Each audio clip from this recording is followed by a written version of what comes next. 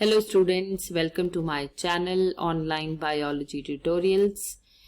अब हम पढ़ेंगे last chapter number 15 Biodiversity and Conservation. This is the last chapter which is coming in grade 12 biology board paper for the session 2021-2022. Okay. Now in this video we would be talking about what is biodiversity. क्या होती है biodiversity, meaning क्या है conservation का, और हम sum up करेंगे types of biodiversity according to NCERT. इसके बाद हम एक अनदर वीडियो में बात करेंगे अल्फा बीटा और गामा बायोडाइवर्सिटी की. हालांकि ये टॉपिक एनसीईआरटी ने मेंशन नहीं करा है, but they don't hesitate even to ask in boards. So I would recommend that please do prepare alpha beta and gamma diversity as well. सबसे पहले हम स्टार्ट करते हैं बायोडाइवर्सिटी से. What is biodiversity? Biodiversity term को हम दो parts में डिवाइड कर सकते हैं, बायो और diversity. Bio means living and diversity means variety. So in a way we are talking about variety of the living beings on our globe. It's not like we are talking only of India. हम केवल India की बात नहीं करेंगे, हम globally भी बात करेंगे what is going on, but हम इंडिया के बारे में ज्यादा बात करेंगे because we are the citizens of India और हमें इंडिया के बारे में ज्यादा पता होना चाहिए, राइट? सो बायोडाइवर्सिटी में हम सारे प्लांट्स, एनिमल्स, जो भी लिविंग एंटिटीज हैं उनकी बात करेंगे.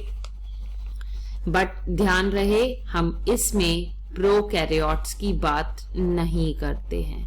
ये बात आपको डे 1 से पता होना चाहिए कि जब हम बायोडाइवर्सिटी पढ़ेंगे तो उसमें algae, fungi, bryophyte, pteridophyte, gymnosperm, angiosperm और एनिमल्स में हमने जितने भी फाइलम पढ़े हैं लोअर क्लासेस में, ग्रेड 9 में, 11 में, वो सब पढ़ेंगे. बट हम प्रोकैरियोट्स को काउंट नहीं करते. अब हम प्रोकैरियोट्स को बायोडाइवर्सिटी में क्यों काउंट नहीं करते? क्योंकि जो आपके ओल्ड ट्रेडिशनल मेथड्स हैं, ओल्ड टेक्सोनोमिक मेथड्स हैं, they are not at all applicable to count them, right? And it's not easy to culture prokaryotes. बहुत बारी ये इतनी diverse conditions में होते हैं, high temperature में, जहां हम human beings नहीं जा सकते. So when we cannot go, we cannot count them. That's why we are not counting prokaryotes in our biodiversity. So अगर आपको कोई question मिल जाए कि are we counting prokaryotes in biodiversity, answer should be a big no. Why? Because old taxonomic methods are not applicable on them. We cannot culture prokaryotes and they occur in the extreme conditions where human beings cannot go.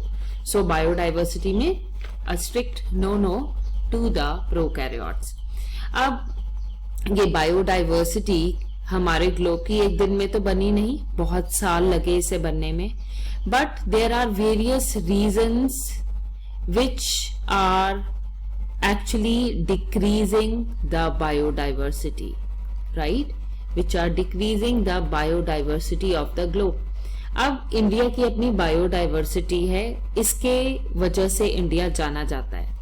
अगर India में हमारा national animal tiger ही खत्म हो जाए, which is the legacy of India, heritage of India, तो it will not be a good repo, right? So अगर किसी भी एनिमल का नंबर कम हो रहा है तो वो एक डेटा मेंटेन करा जाएगा, और वो डेटा मेंटेन करेगी एक ऑर्गेनाइजेशन जिसका नाम है international union for conservation of nature and natural resources. आपको इसकी फुल फॉर्म पता होनी चाहिए, नेचुरल रिसोर्सेज. तो ये वो ऑर्गेनाइजेशन है जो एक्चुअली में काउंट रखती है कि how many organisms are being there. अगर कोई एनिमल कम हो रहा है तो दैट मीन्स वो वल्नरेबल की लिस्ट में है. वल्नरेबल का मतलब है कि अब उस पर बहुत ज्यादा ध्यान देने की जरूरत है, अदरवाइज वो खत्म हो जाएगा. and it will come in the category of extinct. Extinct का मतलब अब वो नहीं है, right? There is no more organism of that particular type. So हमें अपनी बायोडाइवर्सिटी मेंटेन करनी चाहिए. इथिकली ऑल्सो हमारी जो ग्लोब है, ह्यूमन बींग्स अपने आप को सुपीरियर मान के दूसरे को मारते जा रहे हैं, but this is not good. Every organism that has a life in it, उसको हक है जीने का. So from that point of view, we should also work for conservation, which is a very very important aspect of biodiversity. Otherwise उस country का नाम ही खत्म हो जाएगा. ठीक है, अब हम start करते हैं types of biodiversity according to NCERT. और इसके बाद वाले वीडियो में हम बात करेंगे अल्फा, बीटा और गामा बायोडाइवर्सिटी की.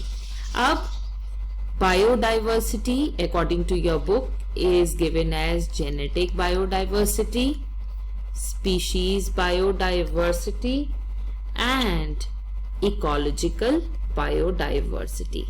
एक एक करके हम देखते हैं कि क्या है ये टर्म्स. सबसे पहले हम आते हैं genetic biodiversity. Genetic biodiversity is a diversity that is because of the jeans.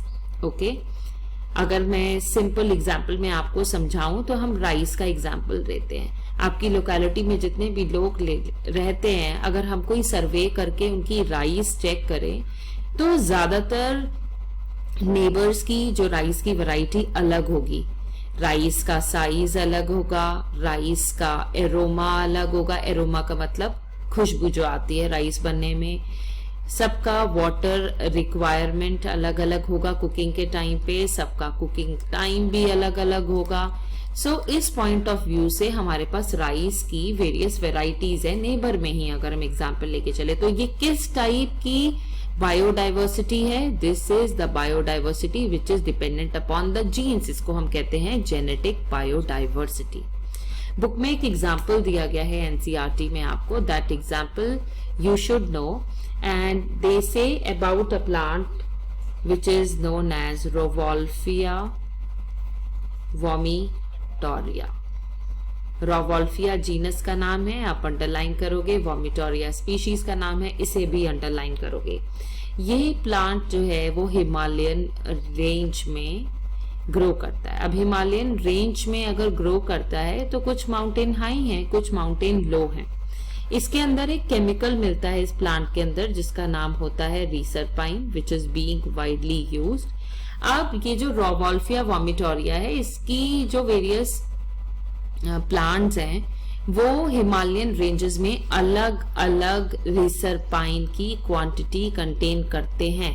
जो हाई माउंटेन रेंज पे होते हैं उनके अंदर रिसरपाइन की क्वांटिटी अलग होती है. जो लो पे होते हैं उनके अंदर अलग होती है, और जो मीडियम हाइट पे होते हैं उनके अंदर अलग होती है. So that means there is a variety in genes which is actually controlling the amount of reserpine quantity in the plant rauwolfia vomitoria. ठीक है, तो यहाँ पे हम जेनेटिक बायोडाइवर्सिटी में ये एग्जाम्पल याद करेंगे. और ह्यूमन इंडियन पॉपुलेशन में, इंडिया में हमारे पास लगभग 50,000 डिफरेंट स्ट्रेन्स हैं. किसकी? राइस की. This you have to learn that how many strains of rice are present in India and how many varieties of mangoes are there. So we have 1,000 varieties of mango. If a question comes on genetic biodiversity, you would be writing that variety that is there because of the variety of genes. Then you can give the example of Rauwolfia vomitoria growing in different Himalayan ranges, shows different concentration of reserpine in it. We have 50,000 different strains of rice and 1,000 varieties of mango that comes in the genetic biodiversity.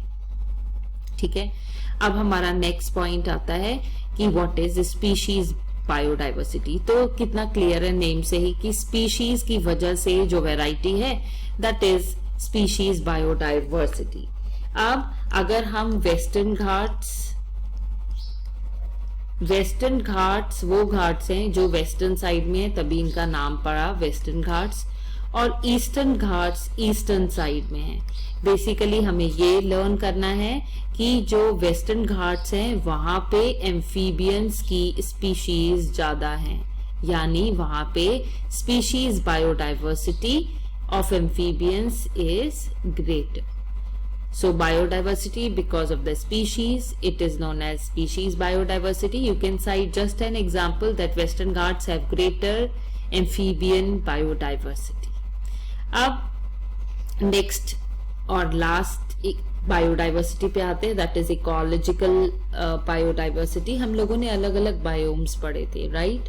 अलग अलग ecosystem में, चाहे वो natural ecosystem हो या वो artificial ecosystem हो, उसमें एक अलग आपकी डाइवर्सिटी रहती है प्लांट्स की और एनिमल की.